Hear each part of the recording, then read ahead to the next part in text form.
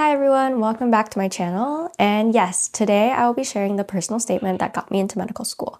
And we will get right into that. However, before we begin, I just want to say that before you watch this video, I highly recommend that you have at least a little bit of your own personal statement already written or drafted. And the reason I recommend you to have already thought a little bit about what's going to go into your personal statement is just that once you hear somebody else's personal statement or once you read somebody else's personal statement, it's really hard to unhear it or unread it. Also remember that this is a public video on the internet, and if multiple people watch it and multiple people get influenced by it or inspired by it and write essays that internally have a similar structure, it just stops being kind of your own personal statement. So please, before you watch this video, have at least a little bit of your draft ready, have stuff down on paper, even if it's still rough, just so you have kind of a version of what is most authentic to you that you can reference to even after you've considered other people's personal statements and read it. Also, one last disclaimer before we begin,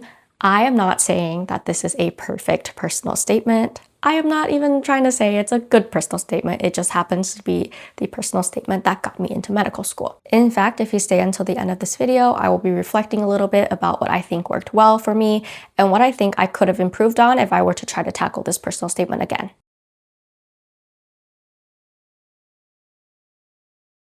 And with all of that out of the way, here it is. Here's the personal statement that got me into medical school. Hey, are you still there? I haven't heard from you in a while, and I hope you're staying safe. It was 3 a.m. on a Saturday morning, and I was working a shift as a crisis counselor with Crisis Text Line, an organization that provides crisis intervention via texting. Sam had expressed suicidal ideation, a plan, means, and a time frame. For the past hour, we had been going back and forth in our texts, and he had rejected every single one of my attempts to come up with a safety plan together. Now he has disappeared completely, and I was worried. I texted him again after 5 more minutes had elapsed. This time, I told him I was obligated to call emergency services if he did not respond. As I expected, he did not. I watched my texting window change its status from active to active rescue, an indication that first responders were on their way. I then closed out of the window, knowing my job was done. Counselors do not know what happens to their texters once first responders are involved. Through my experience with Crisis Text Line, I learned how to confront failure. Not everyone I talked to felt better. I also learned how to connect with strangers without the aid of a voice, facial expressions, or body language. However, while I enjoyed providing emotional support for those in pain, I realized I was also limited in my ability to help. The most I could do for my texters was to encourage them to use their existing coping mechanisms or empower them to seek additional support. I want to pursue a medical education to cultivate the tools and knowledge to provide tangible solution or advice for those in pain, whether mental or physical. Crisis Text Line often send us newsletters with statistics. In the last 28 days, for example, we had helped over 100,000 texters with a 90% quality rating and with 98% of texters waiting less than 5 minutes before being connected with a counselor. The statistician in me often focuses on big pictures and patterns in data. However, while the Crisis Text Line data was impressive and important for the improvement of the organization as a whole, I realized it did not matter as much to me as the texters who told me, "Thank you, you really helped me," or the urgency I felt and the need to get people like Sam more help than I could provide. I see the same juxtaposition of data and individual too in my work in clinical research, where I often find myself compressing entire patient charts into a single row in a data frame.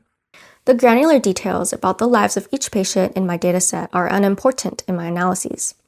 But I know from constructing these data frames, which often starts with a comprehensive chart review, that most had families who cared about them and had full lives that were disrupted by the devastating hemorrhage that resulted in their hospital stay. Yet, in my analyses, these patients' lives are reduced to randomly assigned patient identification numbers, their age, sex, and other metrics from their hospital stay. I understand aggregate data and research have important implications for future medical advances, but it is equally important not to forget about the individuals that make up these datasets. The ability to practice medicine and build relationships with the patients who ultimately inform my research efforts motivates me to seek a medical education.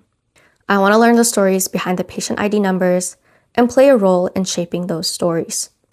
In the past, I had an opportunity to shadow Dr. Blank, a hematologist oncologist at blank. There, I saw Dr. Blank review his cases by reading a journal showing Kaplan-Meier curves of patients in a clinical trial of a new drug. I believe that he too knows all about the median survival times, 1-year survival probabilities, and significant p-values. However, I also saw the relationships that he built with his patients over the span of months and years.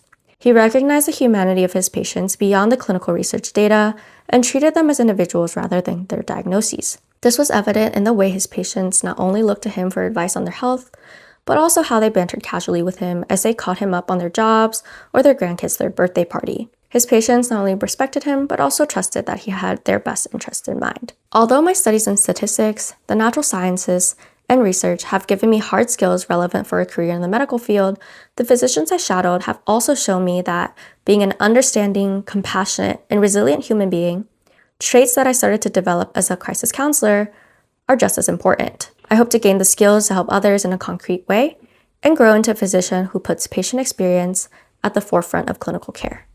All right, so that's the personal statement, and I'll be honest, that was my first time reading it in a little while. And I'm gonna share a little bit about my thoughts, kind of breaking them down into introduction, body paragraphs, and conclusion. So talking about my introduction, my hook is obviously trying to drop my reader in the middle of the action, so in the middle of my Saturday morning shift with crisis text line.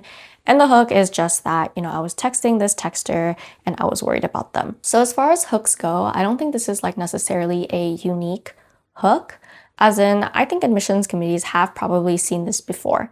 It's not that rare of an occurrence. Like I think a lot of pre-meds actually volunteer for crisis text line. I didn't write this hook in an attempt to shock anyone. It was mostly just, hey, this is a significant thing that happened to me. I've reflected about it. This is how it plays into the overarching story of my journey. And on the subject of hooks, as I mentioned in my personal statement video, if your hook story or like if the story in your personal statement is related to a patient or about a time you helped a patient or helped someone, I think you should not be using that story or using a patient story to try to bring shock value in the personal statement. Like, don't sensationalize what could possibly be someone's worst day of their life, right? And so if you're going to be using a patient story, focus on what you took away from that situation and how you grew from it, how you reflected, rather than like trying to sensationalize the situation, because you never want to be doing that at the expense of the patient. And now on to talking about the body paragraphs.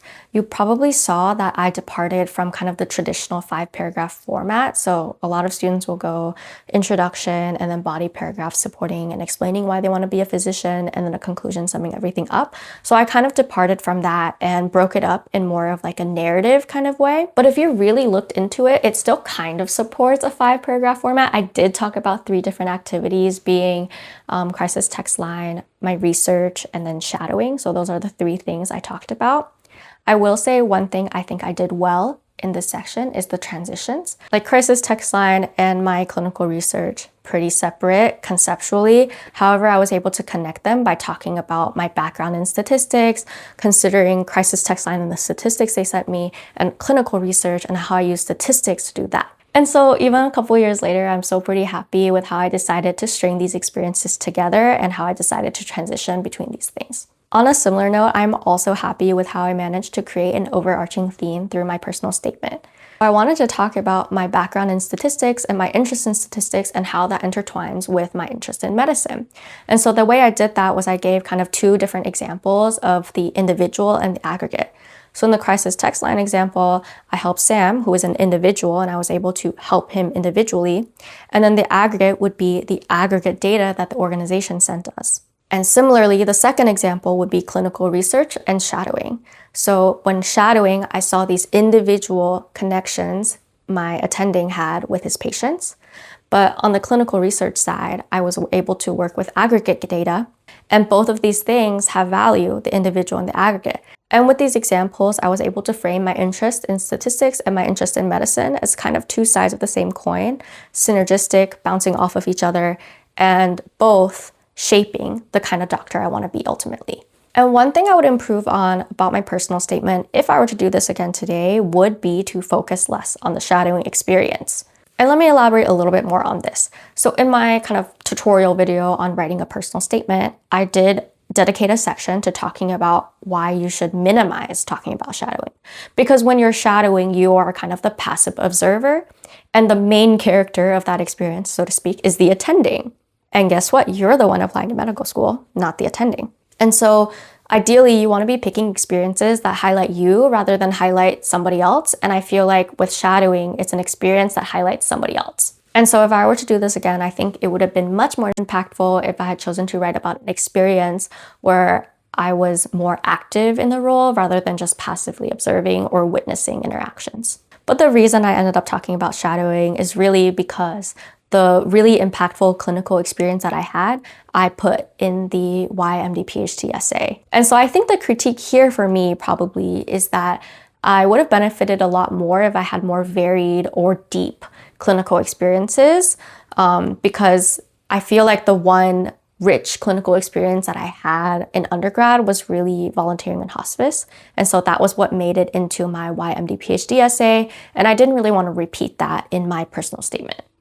So in this situation, shadowing is the best I've got. So that's what I ended up using. And I think if I were to do this again, I probably would choose something different or try to get more experience so I could write about something different. So obviously, if shadowing is the best you got, then that's the best you've got. Don't lie about your experiences, obviously, and don't force yourself to be a main character of a shadowing experience either. So yeah, thankfully I didn't make the shadowing paragraph much longer than it actually was. I think any longer would have been overkill. Like even when I was reading it, I was kind of like, this is kind of long. If anything though, this discussion should motivate you to get more meaningful patient interaction and meaningful clinical experience if you haven't already. All right, so the conclusion, pretty straightforward. I would not say this is a mind-blowing conclusion. Kind of just recapped everything I talked about from crisis text lines, statistics, shadowing, and then also talked a little bit about the type of doctor I want to be and the skills I want to gain. And so I think by the end of this personal statement, it's pretty obvious, like, oh yeah, she wants to be a doctor, she wants to research, she wants to help people on an individual level and kind of on the aggregate by doing research. And so yeah, just tied everything up in a little neat bow. So that's my personal statement and some of my brief critiques now a couple years later. If you haven't already, check out my personal statement tutorial video, as well as this video breaking down month by month what you should be doing if you're applying this cycle to medical school. Thank you so much for watching, and I'll see you guys in the next one. Bye!